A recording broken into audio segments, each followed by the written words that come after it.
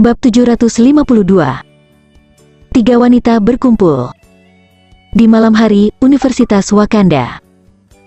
Aurora Bliss memarkir mobilnya di luar gerbang kampus, dan masuk ke dalam kampus dengan ekspresi sedih. Berjalan di jalan kampus yang dikelilingi oleh bunga dan tanaman yang indah, Aurora Bliss sedikit tidak termotivasi, dan langkahnya tampak lambat. Selama 2 bulan terakhir, dia dalam keadaan ini, baik itu dalam pekerjaan atau kehidupan. Dia selalu tidak selincah sebelumnya, dia terlihat kusam, dan selalu ada kesedihan di hatinya. Kenzie meninggal, dan sudah hampir 2 bulan. Pada awalnya, Aurora Bliss terkejut ketika mendengar berita itu, mengira itu tidak mungkin. Tetapi kemudian, semakin banyak berita menyebar, dan semakin banyak orang, semuanya tokoh terkemuka, datang padanya satu demi satu. Setelah semua orang datang berkunjung, dia perlahan menyadari bahwa pria itu, pria yang telah tinggal bersamanya selama lebih dari 3 tahun, tidak ada lagi di dunia ini. Pesawatnya jatuh, tidak sengaja terjun ke laut, dan tidak ada tulang yang tersisa. Memikirkan hal ini, saat berjalan di jalan kampus, di bawah pandangan aneh orang yang lewat, Aurora Bliss mau tidak mau meneteskan air mata. Dia ingat 2 tahun lalu, dia memperlakukan Kenzie dengan buruk, tetapi Kenzie selalu diam-diam menunggunya pulang di pinggir jalan taman setiap hari ketika dia pulang kerja. Pada saat itu, Kenzie mendirikan sebuah kios di pinggir jalan. Dia tidak ingin memperhatikannya, dan Kenzie selalu bersedia bekerja sama dengannya, diam-diam menjaga harga dirinya, berpura-pura tidak pernah mengenalnya. Dia memikirkan 2 tahun terakhir, setiap kali dia menemui kesulitan, kemunduran, terutama ketika berbagai perjuangan di perusahaan membuatnya tidak bisa berbuat apa-apa, Kenzie akan selalu berada di sisinya untuk menghiburnya, menyemangatinya, mendukungnya, lalu menemaninya melalui semua kesulitan. Sekarang dia tahu bahwa tokoh-tokoh besar yang datang mengunjunginya telah mengungkapkan banyak informasi kepadanya. Alasan mengapa dia dapat menghadapi kesulitan dalam karir dan kehidupannya setiap saat dalam 2 tahun terakhir adalah karena Kenzie diam-diam membantunya di belakang layar. Faktanya, Kenzie selalu menjadi pria yang berdiri di atas, suami yang baik yang diimpikan banyak wanita, tetapi yang konyol adalah dialah satu-satunya yang selalu dalam kegelapan, dan bahkan tidak pernah menyadari, dan tidak pernah menganggapnya berharga. Yang paling membuatnya sedih adalah dia melakukan hal bodoh yang tidak dapat diperbaiki, yaitu menceraikan Kenzie. Meskipun dia tahu dia salah setelah itu, dan berpikir untuk mencoba menebusnya, tetapi fakta telah membuktikan bahwa begitu ada sesuatu yang salah, tidak mudah untuk kembali. Dengan intervensi dari beberapa faktor eksternal, Kenzie bukanlah lagi pria sebelumnya yang harus menjadi miliknya. Aurora Bliss menyeka air mata di sudut matanya dan berjalan menaiki tangga gedung sebuah tempat tinggal. Dia memutuskan untuk tidak terlalu banyak berpikir mulai sekarang. Kenzie sudah pergi, dan tidak ada artinya memikirkan kesedihan itu lagi. Sekarang dia hanya ingin melakukan satu hal yang sering dia lakukan dalam 2 bulan terakhir, mabuk dan curhat. Setelah menjadi sangat mabuk, dia menggunakan kemabukannya untuk mengungkapkan segalanya kepada kakak senior Ruby dengan terbuka dan akhirnya, merasa lebih tenang. Dingling, dingling, Aurora Bliss membunyikan bel pintu. Di ruang tamu, Lilia Ruby, yang mendengar bel pintu, terkejut sesaat, lalu menatap Yuna Seira dan berkata, pasti Aurora Bliss. Dia sering datang akhir-akhir ini, dan minum bersamaku untuk menenggelamkan kesedihannya.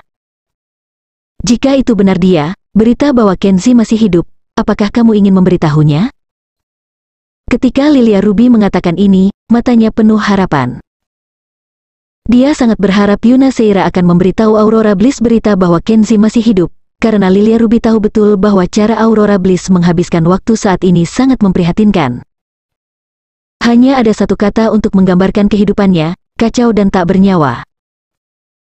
Yuna Seira tidak menyangka akan ada kebetulan seperti itu, bahwa saat dia baru saja tiba di rumah kakak senior Ruby dan bertindak sebagai pembawa pesan untuk menyampaikan pesan Kenzie, mantan istri Presiden Kenzie secara otomatis datang ke pintunya. Yuna Seira berpikir sejenak, lalu menggelengkan kepalanya dan berkata, lebih baik tidak memberitahunya. Kenzie secara khusus menjelaskan bahwa hubungan antara keduanya telah putus, jadi Kenzie ingin Aurora Bliss terus berpikir bahwa dirinya sudah mati. Tapi melakukan ini sangat kejam bagi Aurora Bliss, dan kamu juga tahu bahwa meskipun mereka tampaknya rusak di permukaan, bagaimanapun juga ada hubungan nyata di antara mereka. Lilia Ruby tidak tahan, dan masih membujuk Yuna Seira. Yuna Seira sakit kepala, dan berkata tanpa daya, lalu apa yang bisa saya lakukan? Kenzi menjelaskannya seperti ini. Saya tidak bisa menjadi pengkhianat yang membocorkan rahasia, bukan? Lilia Ruby bangkit dan berkata, dia adalah wanita Kenzi, dan kamu juga wanita Kenzi, jika kamu ingin memberi kembali harapan dan mengakhiri rasa sakitnya, kamu bisa melakukannya sendiri. Setelah Lilia Ruby selesai berbicara, dia berjalan untuk membuka pintu. Yuna Seira berkata dengan tidak puas, jangan bicara omong kosong, oke, bagaimana bisa aku adalah wanita Kenzi? Apakah kamu wanitanya, kamu tahu sendiri. Lilia Ruby menjatuhkan kata-kata ini dan membuka pintu. Yuna Seira ingin mengatakan sesuatu yang lain, tetapi kakak senior Ruby membuka pintu, dan sosok Aurora Bliss sudah muncul di pintu, jadi wajah cantik Yuna Seira memerah, dan dia tidak mengatakan apa-apa lagi. Benar, dia benar-benar tahu dirinya adalah wanita Kenzi. Tapi pertama kali dia memberikannya kepada Kenzi dalam keadaan linglung, dalam pengertian ini, dapatkah itu dianggap sebagai wanita Kenzi? Aurora Bliss memasuki ruang tamu dan melihat polisi wanita berkaki panjang Yuna Seira juga ada di sana. Dia tidak bisa menahan rasa malu, bertanya-tanya apakah dia harus duduk di sofa. Untungnya, Lilia Ruby adalah seorang kakak perempuan yang lembut dan perhatian, dan setelah beberapa kata bujukan yang santai, Aurora Bliss dan Yuna Seira, dua wanita yang memiliki sedikit kesalahpahaman karena Kenzi, saling tersenyum dan duduk bersama. Aurora Bliss mengeluarkan sebotol anggur merah dari dompetnya dan berkata, Kakak Ruby, sebotol anggur ini cukup kuat.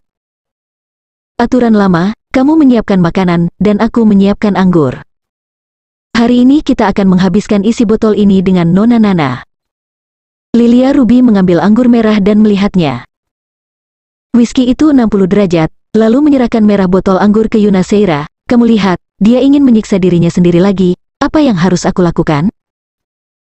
Yuna Seira tahu apa yang dia maksud, dan dia begitu terkejut sehingga dia benar-benar tidak tahu harus berbuat apa. Kakak Ruby, karena kamu adalah kakak perempuan kami, jadi kamu bisa melakukan apapun yang kamu mau. Yuna Seira mengabaikannya begitu saja, dan membiarkan kakak senior Ruby melakukan apapun yang dia inginkan. Dia membawa gelas anggur, dan ketiga wanita di ruangan itu menuangkan segelas masing-masing. Bersulang. Lilia Ruby mengambil cangkir pertama, menyentuhnya dengan Yuna Seira dan Aurora Bliss, lalu menyesapnya sedikit. Aurora Bliss dan Yuna Seira sama-sama meminum gelas mereka sampai habis. Lilia Ruby tidak menghentikannya. Setelah Aurora Bliss selesai minum, dia berkata dengan lembut, Rora, ada kabar baik dan kabar buruk tentang Kenzi. Yang mana yang ingin kamu dengar lebih dulu? Aurora Bliss mendengarkan dengan tiba-tiba. Ketika dia menyebutkan Kenzi, hatinya bergetar, dan matanya yang indah berangsur-angsur menjadi bingung. Sudah lama sekali tidak ada yang menyebut nama Kenzi di depannya. Kakak senior Ruby tiba-tiba menyebutkannya dengan sengaja hari ini, apa artinya ini? Bab 753. Mengekspresikan kesetiaan. Malam itu, berita yang dibawa Yuna Seira membuat Aurora Bliss kembali memiliki harapan. Kabar baiknya adalah Kenzi masih hidup, dan kabar buruknya adalah Kenzi berada dalam situasi yang sulit dan tidak dapat menunjukkan dirinya. Tapi bagaimanapun juga, setelah mendengar berita tentang Kenzi, Aurora Bliss merasa bahwa hari ini adalah hari yang paling membahagiakan dalam 2 bulan terakhir. Seperti awan gelap yang tiba-tiba menghilang, langit menjadi lebih cerah, dan Aurora Bliss selalu menantikan hari ketika di mana Kenzi akan muncul kembali di hadapannya. Pada hari ini, Lucky, Piyu, dan seorang mantan agen Alpha Squad lainnya bernama Wigan telah pulih dari luka mereka. Namun, uang Kenzi telah dihabiskan terlalu banyak, dan tidak banyak yang tersisa. Selanjutnya, Kenzi ingin pergi ke Pulau Hong Kong sendirian untuk mencari ibunya, Jaden Blue dan yang lainnya, tetapi sebelum pergi, dia harus menyelesaikan masalah ketiga bawahannya ini dengan baik.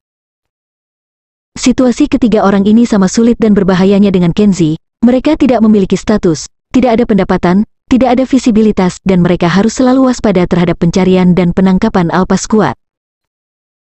Bagaimana mengamankan ketiganya dengan benar membuat Kenzi berpikir lama, akhirnya dia menemukan telepon umum dan menghubungi nomor ponsel Fanny Wu sesuai dengan catatan yang ditinggalkan Fanny Wu untuknya. Di tanah luas benua Asia ini, Kenzi telah kehilangan semua bantuan asing kecuali Fanny Wu, seorang teman yang dia temui di jalan. Telepon terhubung, dan Fanny Wu di ujung telepon tampak sedikit lelah, dan bertanya, "Hai, siapa kamu?" "Ini aku, Kenzi. Aku butuh bantuanmu," kata Kenzi. Sebenarnya sulit baginya untuk meminta bantuan Fanny Wu, seorang teman yang tidak terlalu dekat. Namun, Kenzi tahu bahwa, berdasarkan pengamatan dan pemahamannya tentang Fanny Wu adalah gadis pejuang yang sangat lugas, dan dia pasti bersedia membantu dan mampu membantu. Meskipun Kenzi tidak pernah menanyakan tentang pekerjaan Fanny Wu, dia dapat mengetahui bahwa pekerjaan Fanny Wu pasti jenis pekerjaan dunia bawah tanah yang teduh, dan tampaknya membutuhkan bantuan, seharusnya lebih cocok dibaginya.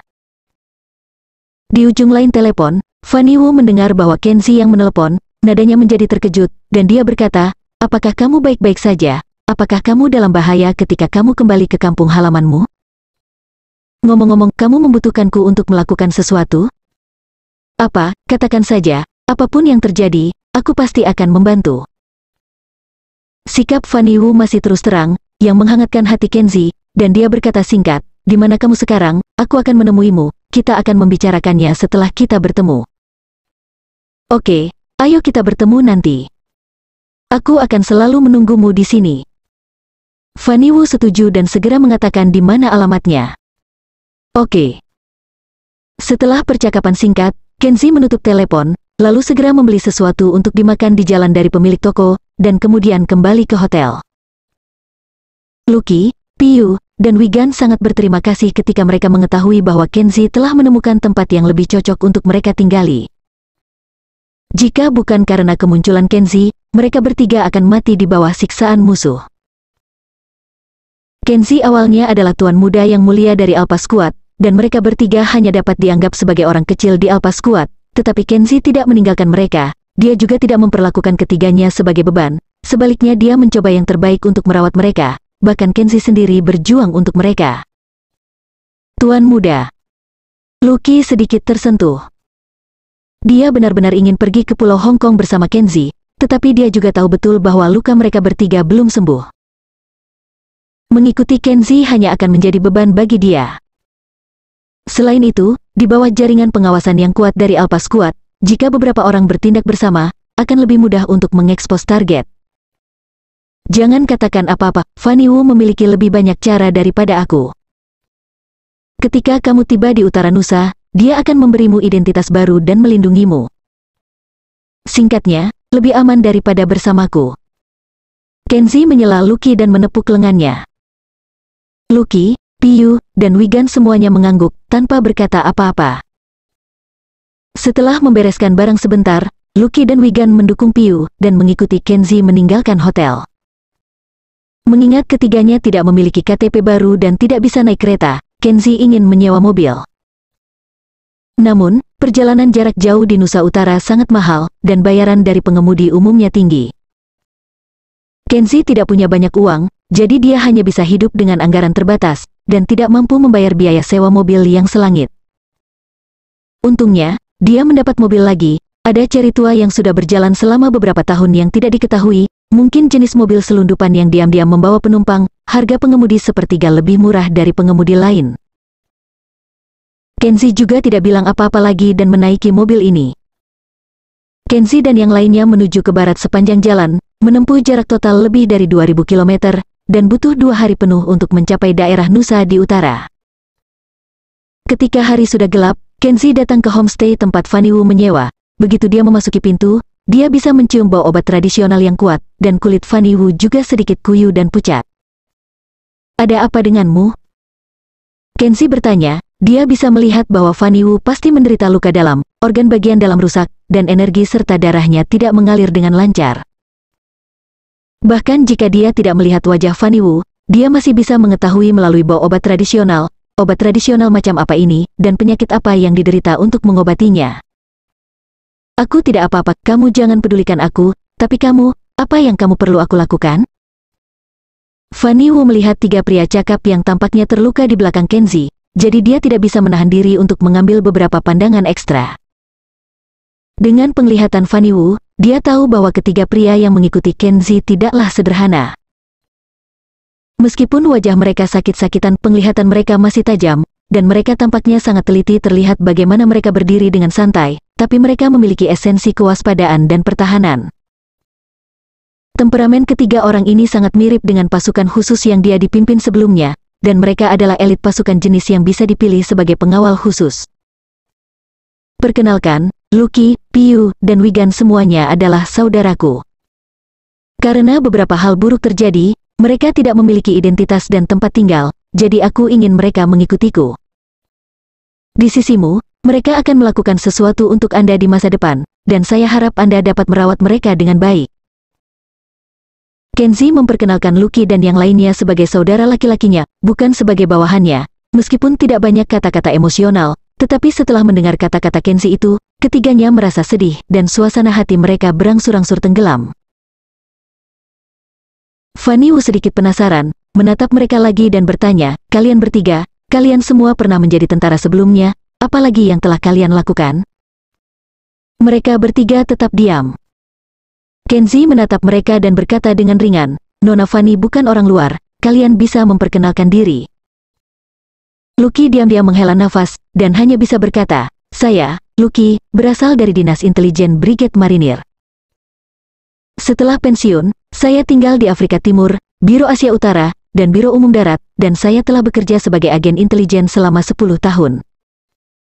Saya, Piyu, berasal dari Universitas Teknologi Pertahanan Nasional. Saya bekerja sebagai penerjun payung, pilot, dan operator drone. Belakangan, saya berspesialisasi dalam pemantauan elektronik dan intrusi jaringan, telah menjadi agen intelijen selama 5 tahun. Piyu juga menghela nafas secara diam-diam. Dia tahu di dalam hatinya bahwa orang yang akan dia layani di masa depan mungkin bukan lagi Tuan Muda Kenzie. Wigan adalah yang termuda, dan juga yang paling lesu. Saya, Wigan, lahir sebagai perwira di Brigade Marinir. Saya telah memenangkan kejuaraan individu all-round selama 3 tahun. Saya seorang petugas layanan khusus luar dengan 1 tahun pengalaman." Fanny Wu benar-benar terkejut ketika mendengar ini. Mereka semua adalah agen top yang lebih langka dari pengawal khusus yang pernah dipimpinnya. Jika 3 dari mereka ini di sisinya, akan lebih lancar untuk melakukan bisnisnya di masa depan. Profesinya mirip dengan pemburu hadiah solo, yang berspesialisasi dalam mengambil pekerjaan bawah tanah dari konsorsium pemerintah atau swasta. Profesi semacam ini tidak akan diakui atau dilindungi secara resmi oleh hukum. Yang dibutuhkan adalah para pembantu semacam ini dengan identitas rahasia, tidak takut akan bahaya, tetapi sangat cakap. Ini bukan meminta bantuan Fanny Wu. Kenzie mengirim mereka bertiga kepadanya, yang sama saja dengan membiarkan dia mendapatkan harta yang besar.